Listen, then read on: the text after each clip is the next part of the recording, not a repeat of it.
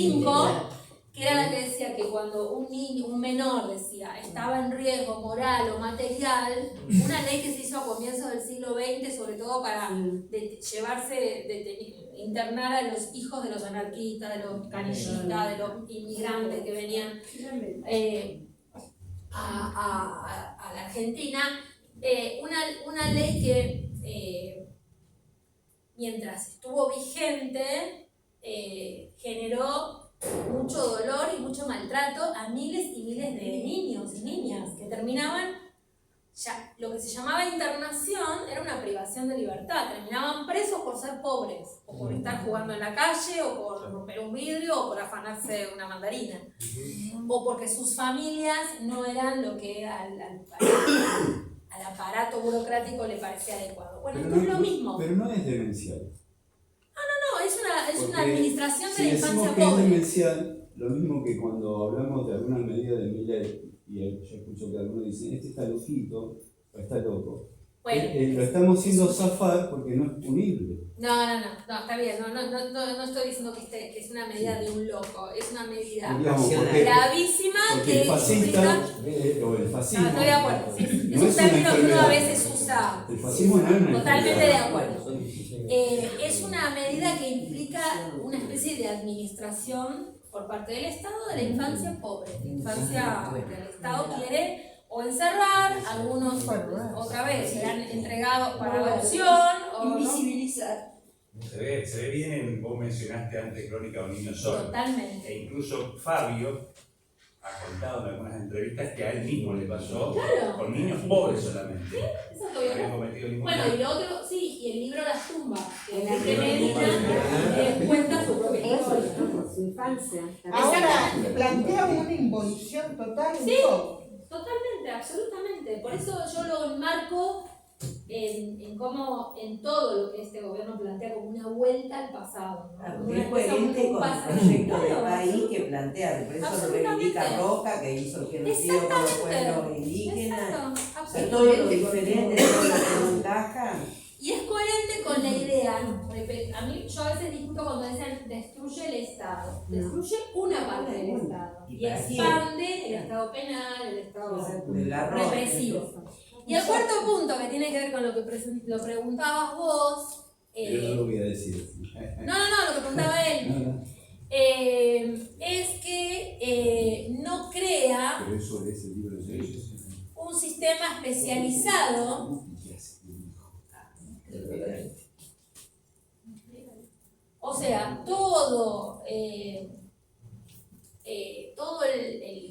la normativa internacional, la observación general 24, la sentencia de la Corte Interamericana en el caso Mendoza, que es el caso de los menores adolescentes condenados a perpetua, todo lo que está escrito sobre este tema dice que los adolescentes que cometen delitos tienen que tener un trato diferente, un trato diferenciado de los adultos. Y ese trato diferenciado se tiene que expresar en todos los momentos, desde cómo es detenido un adolescente, que no puede ser detenido, no debe, aunque esto no sucede lamentablemente, no debe ser detenido igual que un adulto, no debe ser llevado al mismo lugar que un adulto, a una comisaría y el sistema de justicia debe ser un sistema de justicia para adolescentes, no el mismo que los adultos. Pero también debe ser distinto las instituciones donde se alojan, donde los mandan una vez que están o procesados o condenados. Este proyecto de ley dice expresamente, yo nunca lo vi en un proyecto de ley, que dice irán a un lugar especializado en la medida de lo posible. Es decir, nunca, o sea, yo te digo, en la medida de lo posible, nunca. O sea, que cuando sea tratado, va a salir tratado por la 24660. No, y entonces dice, y si no es posible, irán a cumplir detención en sectores diferenciados de los establecimientos penitenciarios. Mentira, o sea, ustedes conocen la cárcel, abrirán un módulo para pibitos. Sí. Lo que él dice de la 24660 es muy importante porque aquí hay un tema, ¿no? Hoy ya hay algunos jóvenes que están cumpliendo penas por delitos que cometieron siendo adolescentes. Si tienen penas altas, que las hay adolescentes que tienen penas 15 años, yo soy abogada, en dos casos, uno tiene 21 años de condena y el otro 34, por delitos que cometieron siendo menores de edad. Esos jóvenes, que ya son hombres de 30 y pico de años, aunque están detenidos desde los 16,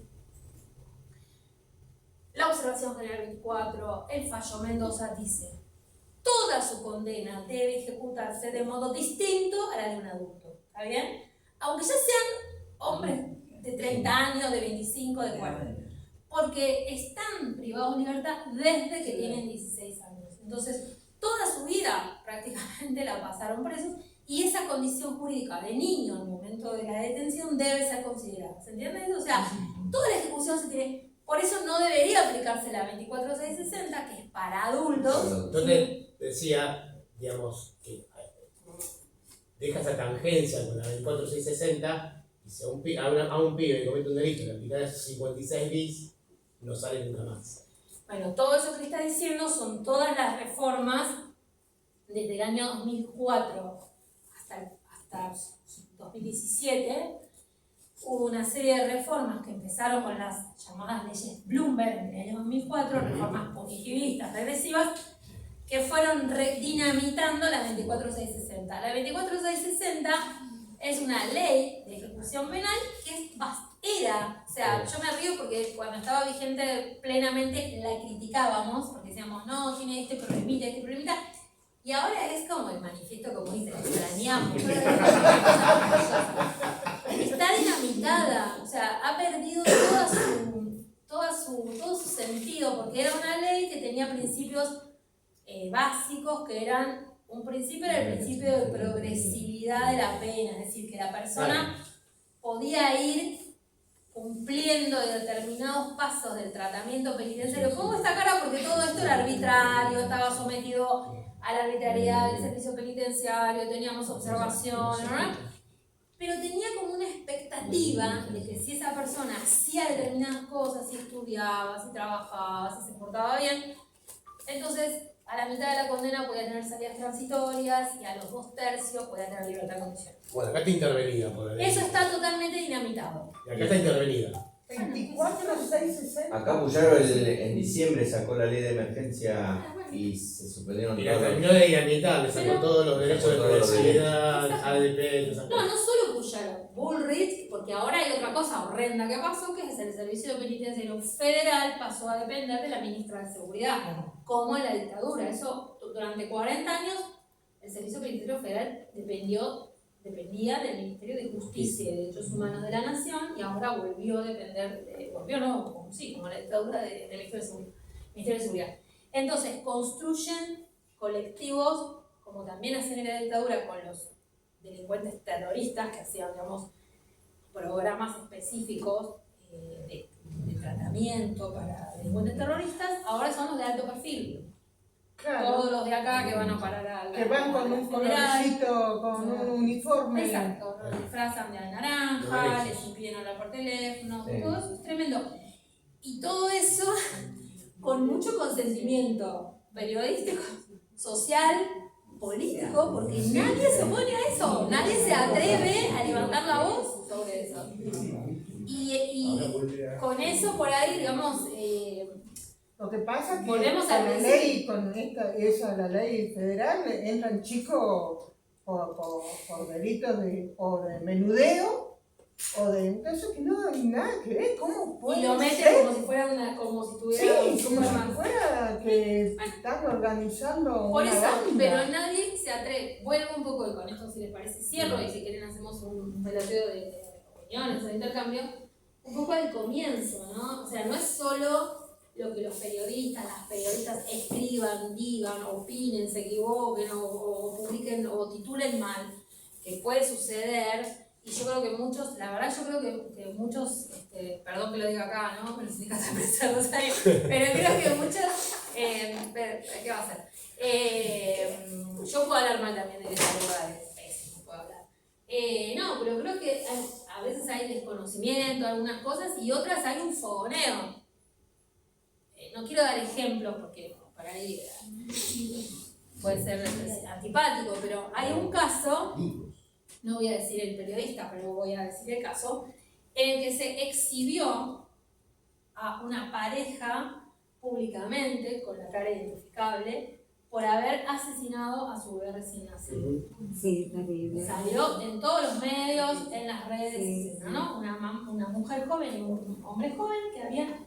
La nota fue, asesinaron a su bebé de 20 días. Esa mujer fue a una comisaría y la reventó porque hay una especie de código horrendo en el lugar de encierro, de que la mamá que maltrata a su hijo o a su hija no merece, es una basura, y las compañeras la reventaron. Y el varón fue a otro lugar, a otra comisaría, y le hicieron comer con mierda en el piso, lo pegaron a todo. No lo habían matado. Y este mismo periodista, alegremente, tranquilamente, 5 días después puso la misma foto y dijo: las pruebas demuestran que no les hicieron nada, se ahogó con sol. No le costó nada a Mauro Zeta hacer eso. No le costó nada. Nada. Bueno, hay un montón de situaciones de ese tenor, ¿no? Fotos de exhibición, de llamar justicia por mano propia al asesinato de un pibe que sale corriendo y llamar a él. Bueno, en esta provincia sucedió el crimen de David Moreira. David Moreira fue exhibido como un caso de justicia por mano propia. Y por otros colegas como ellos, con Sonia Tesa, hemos hablado un montón de veces de cómo ella lo presentó obviamente como un crimen horrendo. Obviamente hay un montón de casos en los que esto no es así, pero volviendo a ese principio, yo creo, y por esto con esto cierro, que falta coraje político para plantarse, por eso que decíamos recién, nadie se planta frente a Patricia Bullrich y le dice: no podés hacer esto con las personas privadas de libertad. Porque hay un porcentaje de la población que no va. Por supuesto, Claro. pero bueno. Cada vez mayor ese poder se nota. Pero yo creo, humildemente, que una gran parte de esa población que lo avala porque cree en las mentiras que previamente se le dicen de que eso sirve para algo, de que eso es útil, de que los adolescentes... O también es un chivo expiatorio para uno mismo, ¿no? Mirá, yo el otro A día, ver, con alguien muy importante del Ministerio del Servicio Penitenciario, saliendo de la cárcel, una chica barriendo, viene y me dice: hola, profe, voy, le abrazo, le doy un beso. Y esta persona me dice: ¿qué haces? Un abrazo, le doy un beso. Entonces le digo, son buenas. Me dice: no son buenas. Digo, para mí son buenas. Para vos no, para mí sí. Yo no soy juez. no ni entiendo, abogado. ¿tuviste que explicarle por qué le abrazas? ¿Saludabas a una persona presa? Sí. Bueno, sí. Dice, digo, son buenas, a ver, conmigo son buenas, tenemos buena relación con la chica. Siempre voy, le doy un beso, un abrazo. Sí, o por ahí te dijo: pero este asesinó, no sé qué, o... Esta persona me dice: sabés no, pero no por son dónde". buenas. Sí, para mí son buenas. Yo no soy juez, no soy abogado, soy maestro. Para mí son buenas. Yo creo que hay una cosa que también para mí es interesante aclarar. A veces se nos acusa a quienes tenemos esta mirada de romantizar la delincuencia, ¿no? Como una mirada romántica. Yo no tengo ninguna mirada romántica sobre la cárcel. Creo que hay gente de mierda, creo que hay gente maravillosa, creo que hay gente que está ahí porque estaba rota y la vida la llevó. Creo que hay gente además que cometió hechos gravísimos y 10 años después es otra persona porque conoció el amor, porque conoció la educación, porque lo que sea. Porque tuvo un hijo y le cambió la cabeza. Yo creo que no es romantizar, sino vuelvo a lo que vos planteabas. Esta cuestión de no dar el debate, porque nosotros, nuestra parte, los buenos, los que somos, o sea, los que perdimos, me parece que por no hacerle, o sea, la clásica, por no hacerle el juego a la derecha, dejamos de discutir un montón de cosas y la sociedad necesita un reproche de esa persona que comete, como decís vos, hay miles de personas que cometen graves errores. Y bueno, nos ganaron por no dar el debate entre nosotros, de dar a conocer esta cuestión. Un gobernador que te diga, bueno, si querés llevártelo a tu casa, al pibe. Digo, esta cuestión que también dice, ¿cómo cambia que lo vistas con una prenda naranja? Y bueno, se tiene que podrir. Esa cuestión de podrir en la cárcel también es ideológico y no. Nosotros no supimos dar la discusión, me parece que los debates nos tenemos que replantear permanentemente. Y permanentemente también discutir qué reproche podemos llegar a, o qué lugares son son mejores que un patronato o qué institución podemos formar. Y me parece que hay que darle mayor discusión. Yo me parece que lo primero que hago es un mea culpa yo hace 32 años que con la iglesia andamos en estos lugares y no, o sea, no dimos el discurso, no dimos la discusión, no se abrió a la discusión. Yo creo que un caso testigo fue el pibe de Diaño que movilizó 22.000 personas en Rosario, como el nombre se me fue, pero digo, Máximo Jerez fue un antes y después, un menor que fue asesinado por balas de una balacera de narcotráfico. Y al año siguiente, a la misma altura del año, el gallero que mata. Hay también una movilización de 22.000 personas por ese pibe y no una discusión, sino nos cerramos para adentro para no darle debate. ¿No? Totalmente, y además yo creo que tampoco sirve, mira, el ejemplo que me viene ahora a la cabeza es el ejemplo de la pandemia. Hay muchas personas que siguen repitiendo que el gobierno liberó 5.000, 10.000, 15.000, depende, distintos números. Y el propio gobierno no fue lo suficientemente claro, hábil e inteligente para decir, no, 10.000 no, ahora 2.000 sí lo voy a liberar. ¿Sabes por qué? Por esto y por esto. Y mira, lo están haciendo también en Estados Unidos, en China, en España, en Italia, en todos los países del mundo. ¿Y sabes por qué? Porque este ya estaba para libertad condicional, este estaba para hacer... Como el discurso que cobran los Animarse. presos más que es el clásico discurso que hubo, exacto. que es irrisorio lo que... Bueno, pero yo insisto, yo suelo usar las redes y discuto y me dicen cosas horribles, me importa un bledo, pero hay poca gente que discute estos temas. Y ahí lo valioso sería que discutan más personas que tengan algún tipo de poder, no, pero además que tengan una incidencia, o sea, no es lo mismo que opine yo, que opine el diputado tal, la diputada tal. Ahora en este momento venimos a Términa. Sí. Es difícil que se le planten. ¿Por qué no se plantaron en el 2004, cuando no se venía a Términa con las famosas leyes Bloomberg? Claro. Con este debate que se daba de que con la víctima no se discute. La puta madre. Totalmente. Bueno, ahí Fue empieza. terrible. Ahí es cuando se dinamita. Ahí empieza el proceso. Sí, no tanto. En realidad ahí se ataca centralmente el Código Penal y se completa la ley de ejecución en el año 2017 con un proyecto de Petri que... La ley de 50. Sí, pero es un proyecto, el de Petri. En el 2004, yo estoy totalmente de acuerdo, Claudia, sabrás que he escrito mucho sobre el tema. Lamentablemente, tanto las leyes llamadas Bloomberg, y digo llamadas porque eso oculta la responsabilidad política, no son de Bloomberg, y Petri las votó gran parte del bloque, digamos, en 2004 el presidente era Néstor Kirchner y en 2017 era Macri, pero fueron votadas por parte del bloque del peronismo. Obviamente, si no hubieran pasado, yo estoy totalmente de acuerdo. Y cuando hablo de falta de coraje político, me refiero, obviamente, a los partidos con los que además me siento en otros temas más cercana, como para decir, loco, ¿por qué no en este tema, si como gana el debate, en otros temas, ¿por qué tanto temor? Porque a mí me parece que hay como un temor pánico de que te identifiquen con los delincuentes. Nadie quiere pagar el costo político. Bueno, pero si lo pagás igual. Por eso te daba el ejemplo de la pandemia. Porque la gente sigue pensando que lo hicieron y ni siquiera lo hicieron. Bueno, terminamos acá. Una ciudad como esta, Creo que se va levantando. el número de homicidios que hemos tenido, no hemos podido discutir ni debatir ese origen.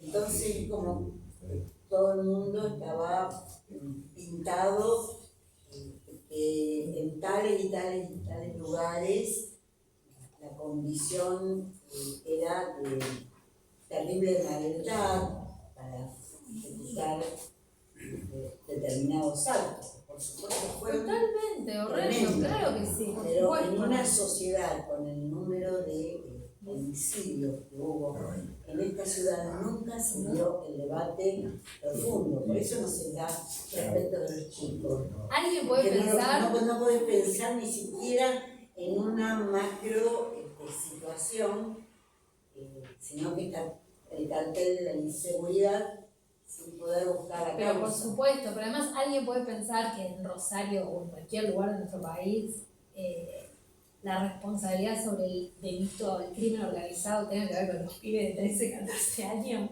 Pero, La propia, perdón, solo esto, Sí. la propia ministra Bullrich y el propio gobernador Puyaro que contaron mucha alegría que había bajado a 0, creo, el índice de homicidios en unos meses. Bueno, por más razón, no bajaste la edad, o sea, no hace falta bajar la edad de movilidad. Y aumentaron Estamos en la conclu- misma edad y no pasó nada. Perdón, él estaba antes y después. sí, esta gente que ve el río como un negocio, los cerros como un negocio, tener a una persona presa, ¿el garpa? Le genera guita. Sí, la cárcel, o sea, Una la cárcel, persona el presa, encierro una es un gran negocio. César González escribe lo que vale. No, pero él, antes del niño resentido escribe lo que vale un preso en todos. Él dice, yo valgo los jueces, yo valgo el sueldo de los abogados, yo valgo lo que se reparte en el servicio penitenciario. Él, anterior al niño resentido, le hace un texto que no es muy largo. Y Hay un texto muy lindo de Carlos Marx. También. Angela Davis también. Bueno, también, Angela claro. Davis, hay un libro donde habla de Claro. la ganancia que significa Claro. tener preso. César González Pero toma no solo además. presos, Fábrica. pero sino todo lo que significa el sistema penal, ¿no? Incluso Marx dice, bueno, los profesores que dan clase, los libros que se escriben, ¿no? O sea, Porque César González lo toma directamente el texto de Marx para. Claro, exacto, buenísimo. Con todo esto que. Todo el mundo sabe quién es César González, es un chico que estuvo detenido. Pero ella había leído. No, era para disentir apenas con lo que mencionaba ella. Yo soy estudiante de psicología, nada que ver acá. Pero bueno, nada que ver, me refiero no. Qué bueno, qué descenso. Sí, caí porque, Disciplinario. porque me llegó y yo te sigo mucho y te agradezco que hayas venido acá porque hace mucho quería escucharte personalmente. Me parece que son espacios súper necesarios y ojalá, para mí se tendrían que replicar las Claudia Cesaroli, porque vos lo explicás Bueno, tan no claro. tanto. No, porque tenés una claridad para explicarlo, que ojalá lo tuvieran, hubiese otras voces también como las tuyas que Pero puedan las llevarlo, hay, que puedan amplificar. Yo me refería a que hay personas, en el punto que diciendo, hay personas acá, puntualmente, en Rosario y en Santa Fe, que se han animado a dar la discusión. Yo no soy, yo vengo a estudiar a Rosario, pero soy de Villa Constitución. Sí, Pero que quedan muy solos, porque acá tenemos un ejemplo que el diputado Carlos del Carlos Frade del Frade. Ah, sí. tiene una visión tan amplísima y un Matilde estudio Bruera tan también. profundo. Matilde Bruera Sí. también. Pero quedan solo, Totalmente muy solos, solos, desde lo social y desde lo Y político. a Carlos lo dejaron muy. Yo te agradezco, porque yo le iba a mencionar a Carlos precisamente, a Carlos, yo no lo conozco personalmente, pero él pidió informes, que me pareció una cosa que está muy buena y que ojalá otros legisladores y legisladoras lo hagan.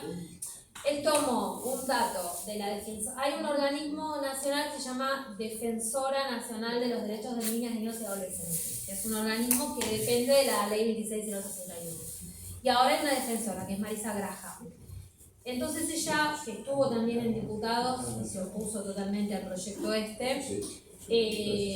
hizo unas declaraciones públicas en las que decía los adolescentes cometen el 0.45% del total de los delitos que se cometen en el país. Entonces, Del Frade hizo, bueno, yo para confirmar ese dato en la provincia de Santa Fe hice un pedido de informes pidiendo que me digan cuánto, bueno, hoy yo le pregunté públicamente, no sé si después lo vio y me contestó a mí o no me conoce, pero sería muy interesante que eso se expanda, porque una cosa es que lo diga yo en una reunión o en otra, pero es súper importante que esas figuras institucionales pongan en discusión esos datos y esos números, ¿no? Y no, absolutamente. Lo que pasa es que quedan muy solos.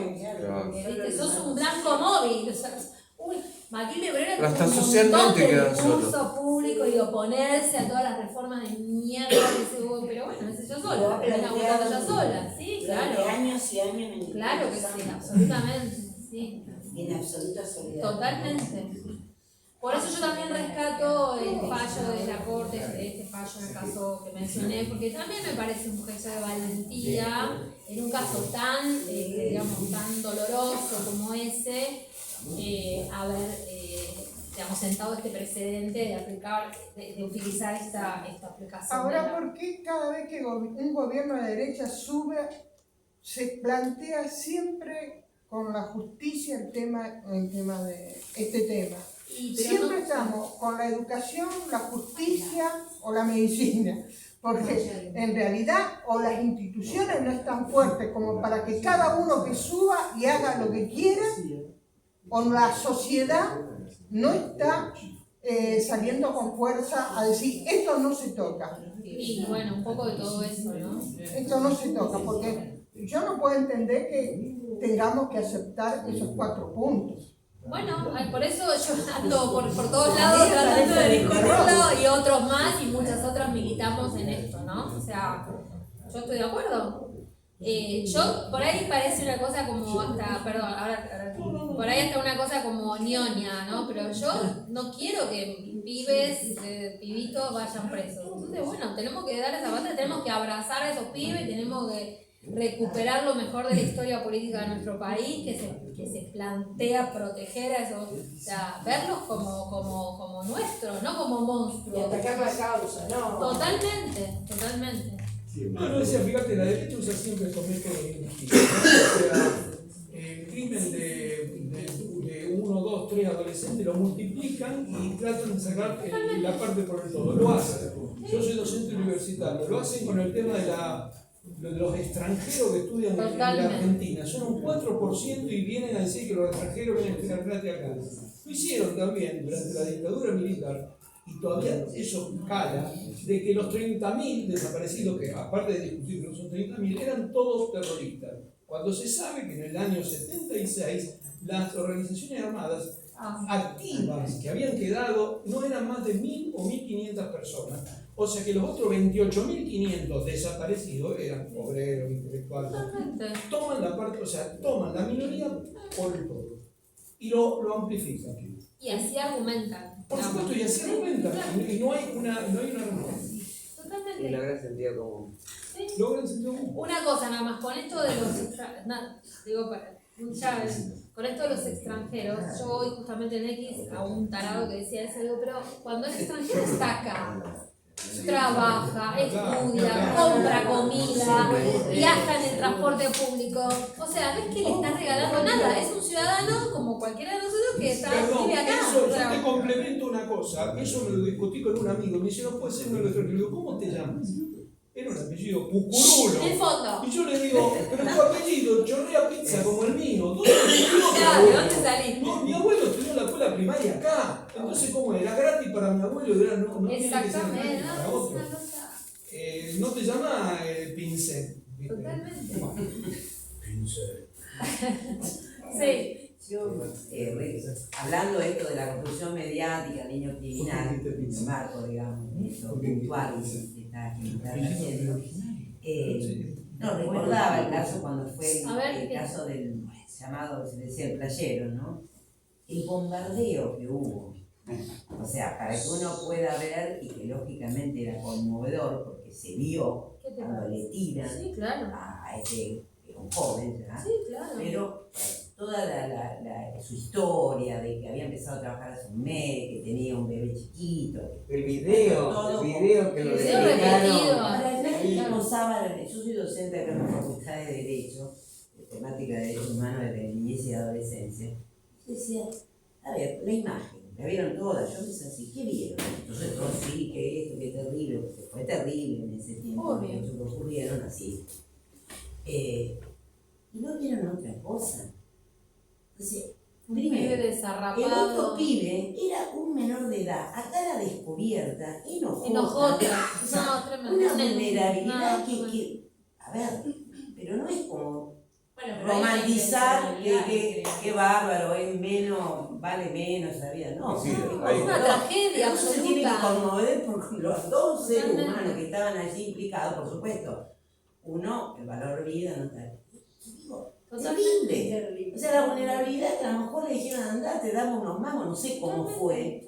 Y no poniéndolo en ese lugar de vulnerabilidad, pero sabemos que ocurren esas cosas. Queda descubierto. Pasa que se compran cuerpos Digo, como a armas. ver, Exacto, esa exacto. no Son mirada, cuerpos, exacto, son y creo vidas que por lo que vos despreciables. decías, Exacto. esa Claro, asesinables y no invisibilización de asesinables. mirada también hace que no se vea una legisladora con Totalmente. Matilde Herrera, con Calito de Pradera, o sea, todo tiene un sentido, porque entonces yo creo que son interpelaciones, digamos, donde todos tenemos que ser y ponerlo en la mesa. Totalmente. Por eso no tiene importancia esto y se cae en discutir la baja o no la baja la edad y con todo esto superficial, digamos. Y aparte, si hablamos de mensajes perversos y tan criminales, es mandarle a un chico que nace cerca, está en un barrio totalmente vulnerable y ponemos plata para levantar un edificio, una mole de cárcel, celda, y vos tenés alrededor todo ranchitos hechos con pared y chapa, ¿y qué mensaje le estás mandando a esa Y el casino criatura? frente donde está. ¿Qué mensaje